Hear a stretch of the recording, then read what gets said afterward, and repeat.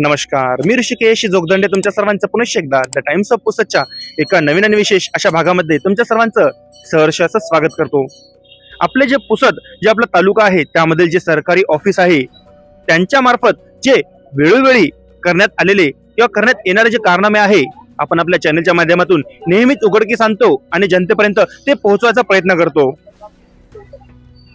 भ्रष्टाचार एका जागी आणि ज्यांनी आपलं सर्वस्व जे स्वातंत्र्य संग्राम आहे त्यांच्यासाठी समर्पित केलं असे जे हुतात्मे आहे त्यांचं बलिदान एका जागी, परंतु जे बलिदान आहे त्या बलिदानाची कोणतीही तमा किंवा कोणतीही काळजी न करता किंवा त्याबद्दल विचार विमर्शही न करता आपल्या पुसद शहरातील जे तहसील कार्यालय आहे त्या तहसील कार्यालय जवळील जे हुतात्मा स्मारक आहे त्या हुतात्मा स्मारकाच्या बाजूलाच चक्क संडास आणि बाथरूम हे बांधण्यात येत आहे। ही जी धक्कादायक बाब आहे ही सर्वप्रथम आपल्या चॅनलच्या माध्यमातून आपण उघडकीस आणत आहे। या संबंधी आपल्या पुसद शहरातील जे जय जवान माझी जे सैनिक संघटना आहे यांच्या मार्फत आज निवेदन सुद्धा देण्यात आले। नुकतंच काहीच वेळापूर्वी मी आपल्या चॅनल मार्फत माननीय तहसीलदार महादेव जोरर यांना जेव्हा या विषयाबाबत विचारणा केली की तुमच्या प्रेमायसेसच्या आत जे संडास बाथरूम बनत आहे ते कशासाठी, तर त्यांचं असं म्हणणं होतं जे सरकारी ऑफिस आहे आजूबाजूचे त्यांच्यासाठी आणि जे सर्वसामान्य व्यक्ती आहेत त्यांच्यासाठी। अतिशय चांगली बाब आहे, परंतु ज्या ठिकाणी हे संडास बाथरूम बनत आहे त्याच्या आजूबाजूला काय आहे, त्यांचं योगदान काय आहे, स्वातंत्र्य संग्रामामध्ये त्यांनी बजावलेली भूमिका काय याचा थोडा तरी विचार विमर्श त्यांनी केला का। आणि त्याबद्दल मी विचारलं सुद्धा की सर ज्या ठिकाणी संडास बाथरूम बनत आहे त्याच्या बाजूलाच हुतात्मा स्मारक आहे, यावर तुम्ही बघू शकता जवळपास 14 जणांचे जे पुसद येथील आपल्या पुसद शहरातील जे हुतात्मे होऊन गेले ज्यांनी स्वातंत्र्य संग्रामामध्ये कारावास भोगला आणि हुतात्मे झाले यांच्या स्मरणार्थ इथे स्मारक सुद्धा बांधण्यात आले, परंतु त्याची कोणतीही तमा न करता या अधिकाऱ्यांमार्फत आपल्या तहसील कार्यालयाच्या हुतात्मा स्मारकाच्या बाजूला संडास बाथरूम बांधण्यात येत आहे। आता ते सुद्धा आपण दाखवण्याचा प्रयत्न करू, चला।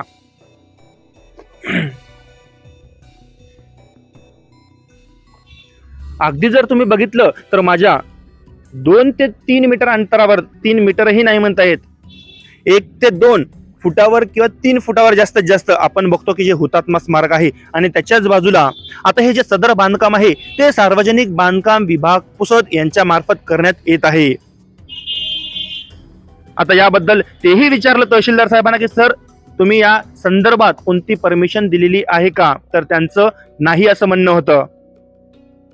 वरून ऑर्डर आले, जागा सिलेक्ट झाली आणि सदर स्मारकाच्या बाजूला हे संडास बाथरूमचे काम करण्यात येत आहे। एकीकडे जे महान हुतात्मे ज्यांनी आपलं सर्वस्व समर्पित केलं हे राष्ट्रासाठी देशासाठी आणि शेवटी ते हुतात्मे झाले, आणि दुसरीकडे नेहमीच भ्रष्टाचाराच्या विषयामध्ये खोळंबलेली जे तहसील कार्यालय आणि तहसील प्रशासनामधील एक न एक अधिकारी, कोणीच हा धुतल्या तांदळाचा नाही। जर तहसील प्रशासन जर आपण चालूनही बघितलं तर सर्वच सारखे, म्हणूनच तहसील कार्यालयामुळे हजारो जे सर्वसामान्य पुसदकर यांना नाहक असा त्रास अद्यापही सहन करावा लागतो। परंतु ती बाजू एका साईडला, इथे महत्वाचं ज्यांनी देशासाठी सर्वस्व बलिदान दिलं अशा व्यक्तींचाही या तहसील प्रशासनामार्फत या PWD प्रशासनामार्फत थोडाही विचार करण्यात आलेला नाही। आता आपण सदर जे बांधकाम होत आहे ते बांधकामही पूर्ण आपल्या चॅनलच्या माध्यमातून दाखवून देऊ की कशा प्रकारचं बांधकाम होत आहे। मुळात या बांधकामाला आपल्या चॅनल मार्फत पूर्णतः विरोध राहीलच, परंतु काम कशा प्रकारे होत आहे हे काम, सदर काम PWD सार्वजनिक बांधकाम विभाग पुसद यांच्या मार्फत सुरू आहे।